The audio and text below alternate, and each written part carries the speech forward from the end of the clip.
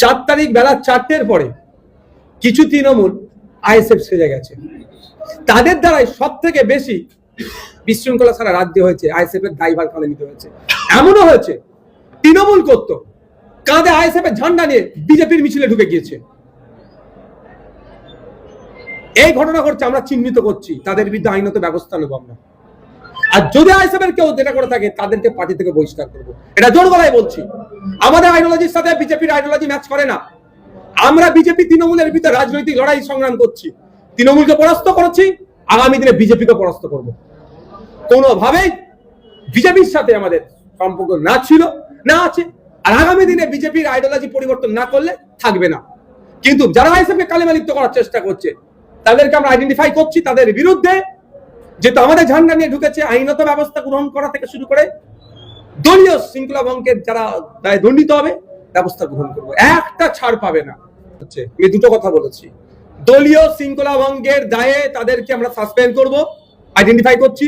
আর দ্বিতীয় হচ্ছে পিঠ বাঁচানোর জন্য তৃণমূলের একটা হেভি অংশের লোক আইএসএফ এর ঝান্ডা নিয়ে বিজেপির মিছিলে ঢুকে এটা মানে বোঝাতে চাইছে যে তুমি আমি ভাই ভাই, কিন্তু রাজনৈতিক লড়াই ওদের সাথে আমাদের আদর্শগত লড়াই, কোনো জায়গায় কম্প্রোমাইজ নাই। ওরা ওদের দুর্নীতি এত করে ফেলেছে যারা এবার তাদের আর পিঠ বাঁচাবার জায়গা নেই, দাও আইএসএফ এর ঝান্ডা ঘাড়ে নাও, ওদের মধ্যে ঢুকে যাও, এটা করছে। আমরা সব দেখছি। রিসেন্ট আপনাদের বলি, হাওড়া জেলার আমাদের এক নেতৃত্ব আমরা খুঁজে পেয়েছি, তাকে আমরা সাসপেন্ড করছি এবং ওইগুলোকেও আমরা আইডেন্টিফাই করছি। কারণ এই ভোটের পরে একটা তো বড় হয়েছে, সেগুলোকে আমরা ডাকছি।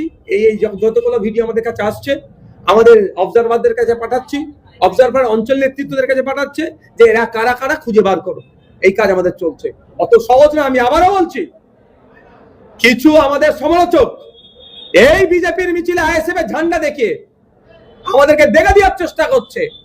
এতটুকু বলে যায়, আমাদের দলের প্রতিষ্ঠাতার নাম হচ্ছে আব্বাস সিদ্দিকী আর দলের চেয়ারম্যান হচ্ছে নওশাদ সিদ্দিকী। অত সহজ নয় রাজনৈতিক লড়াই রাজনৈতিক ভাবে লড়ে নেব। 5 বছর ধরে তৃণমূল চেষ্টা করেছিল বিজেপির সাথে আমাদের সম্পর্ক আছে জুড়ে দেওয়ার, প্রমাণ করতে পারেনি। আগামী 50 বছরও কেউ প্রমাণ করতে পারবে না যে বিজেপির আমরা সহযোগিতা করব। আমরা রাজনৈতিক লড়াই রাজনৈতিক ভাবে লড়বো, বরঞ্চ আমাদেরকে যারা কালিমা লিপ্ত করার চেষ্টা করছে তাদের বিরুদ্ধে আইনত ব্যবস্থা নেব, দলীয় শৃঙ্খলা ভঙ্গের জন্য তাদের বিরুদ্ধে ব্যবস্থা নেব। ভোট পরবর্তী রাজ্য জুড়ে ব্যাপক হিংসা ছড়িয়েছে, এমনকি বুলডোজার দিয়ে কলকাতার মতো জায়গায় দোকান ভাঙা হয়েছে। ইভেন্ট অনেক জায়গায় রোডের নাম চেঞ্জ করা হয়েছে, নেম প্লেট চেঞ্জ করা হয়েছে। এই বিষয়ে আইএসএফ এর কি অবস্থা? আমরা নির্বাচন কমিশনের কাছ থেকে আমরা অ্যাপয়েন্টমেন্ট চেয়েছি, খুব তাড়াতাড়ি আশা করছি তারা আমাদের দিয়ে দেবে, নির্দিষ্ট টাইম দেবে। আমরা এই পার্টিকুলার যেগুলো যা ঘটেছে সেইগুলোকে জানাবো যে বিশৃঙ্খলা কোনোভাবেই বাংলা সইবে না। সম্প্রীতির মাটি ঐক্যের মাটিতে কোনোভাবেই মানা যাবে না।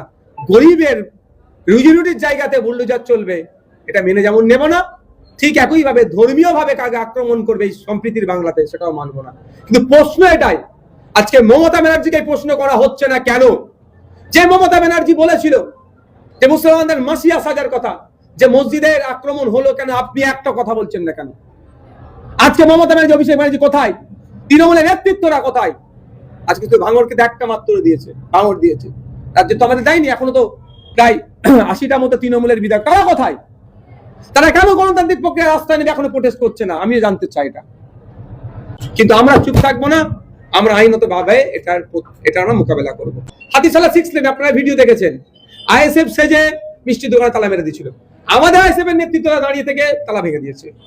অর্থাৎ ভাঙড়ে কোনোভাবেই আমরা হিংসা বরদাস্ত করবো না।